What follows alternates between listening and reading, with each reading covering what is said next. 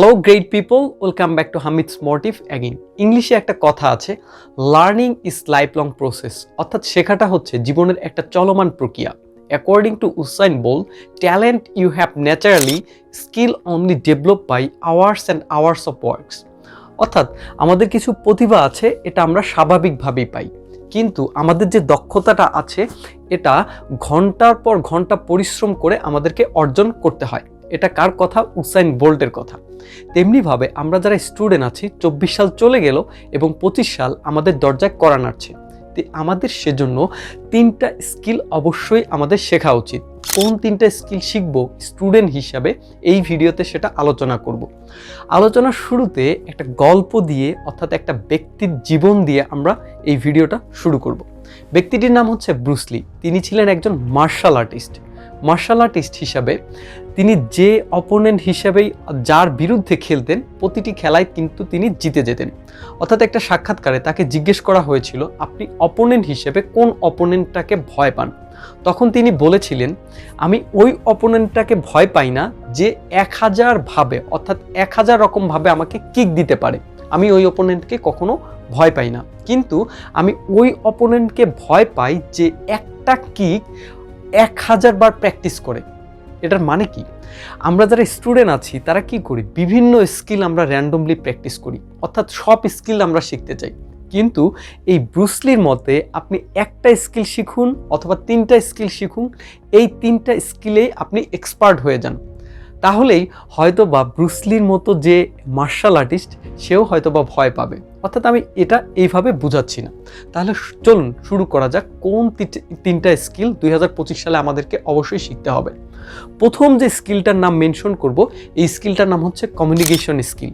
আমরা শুরু থেকেই জানি যে কমিউনিকেশন স্কিলটা কি। যেমন আমাদের অনেক প্ল্যাটফর্ম আছে, যেমন ইউটিউব আছে, ফেসবুক আছে, আরও অনেক প্ল্যাটফর্ম আছে। কিন্তু একজন স্টুডেন্ট হিসাবে প্রফেশনাল ওয়েতে কাজ করতে হলে আপনাকে অবশ্যই হচ্ছে লিঙ্কডইন অ্যাকাউন্টটা থাকতে হবে।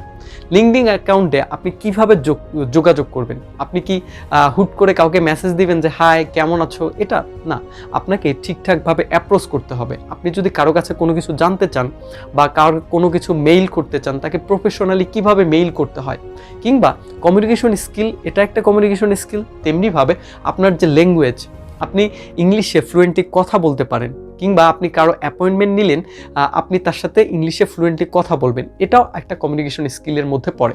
তেমনিভাবে প্রফেশনাল হিসেবে আমি কি বললাম? অবশ্যই স্টুডেন্ট হিসেবে একটা লিঙ্কডইন অ্যাকাউন্ট থাকতে হবে।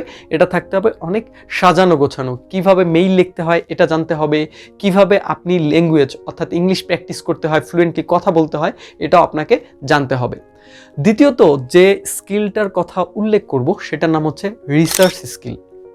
রিসার্চের অনেক বড় একটা সেক্টর আছে, কিন্তু আমাদের যে একাডেমিক লাইফ আছে, কিংবা আমাদের যারা ইউনিভার্সিটি স্টুডেন্ট ইউনিভার্সিটিতে জয়েন করেছি, তারা কি করে? রিসার্চ সম্পর্কে একটা অনীহা চলে আসে। রিসার্চ কি?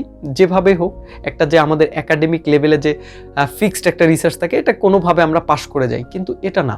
আমাদের রিসার্চ সম্পর্কে বিশদ জ্ঞান থাকতে হবে। কিভাবে ডাটা অ্যানালাইসিস করতে হয়, কিভাবে ডাটা কালেকশন করতে হয়, কিংবা আমাদের কিভাবে রেফারেন্সিং করতে হয়, কিংবা আমরা যে আমাদের যে রিসার্চ আর্টিকেল আছে এটা কিভাবে পাবলিশ করব, কিভাবে আমরা পিডিটরি জার্নাল খুঁজে পাবো, এ সমস্ত বিষয়। অর্থাৎ রিসার্চ সম্পর্কে আপনার একটা ভালোবাসা প্রকাশ করতে হবে।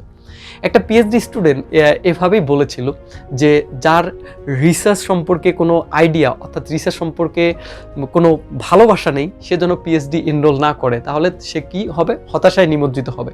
সুতরাং আপনাকে রিসার্চ সম্পর্কে একজন স্টুডেন্ট হিসাবে রিসার্চ সম্পর্কে ভালোবাসা আনতে হবে, অর্থাৎ তাকে ভালোবাসতে হবে এই রিসার্চটা সম্পর্কে, আর বিশদভাবে জানার ট্রাই করতে হবে।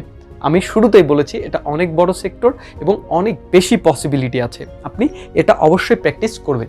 তৃতীয় যে পদ্ধতিটা, আমাদের কৃত্রিম বুদ্ধিমত্তা অথবা মেশিন লার্নিং, অর্থাৎ আমাদের এই শুরু থেকে বলে এসেছি যে আইসিটির সাথে আমাদের অনেক বেশি কানেক্টেড থাকতে হবে। কৃত্রিম বুদ্ধিমত্তা যেমন হচ্ছে মিড জার্নির মতো ব্যাপারগুলো, এগুলোতে আপনি এক্সপার্ট হতে হবে। কৃত্রিম বুদ্ধিমত্তা অনেক সেক্টর আমাদেরকে দখল করে নিয়েছে, এবং আপনি কৃত্রিম বুদ্ধিমত্তার সাথে কিভাবে কাজ করে রিলেট করে আপনি আপনার আপনার যে কাজের গতি স্পৃহা কিভাবে বাড়াতে পারবেন এটা আপনাকে শিখতে হবে।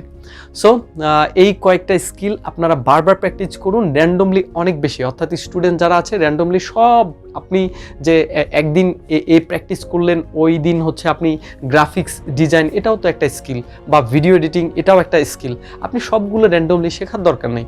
আমি একবারে ব্রিফ করে দিচ্ছি 3টা স্কিল আপনি শিখবেন। প্রথমত কমিউনিকেশন স্কিল, দ্বিতীয়ত রিসার্চ স্কিল, আর তৃতীয়ত কৃত্রিম বুদ্ধিমত্তা অথবা মেশিন লার্নিং আপনি সব সময় একটা ইনফরমেশন গ্যাদার করার ট্রাই করুন। আজকে এ পর্যন্তই। Don't forget to subscribe my channel for more interesting video tips and tricks. Stay with Hamid's motive. Please take care everyone. আল্লাহ হাফেজ।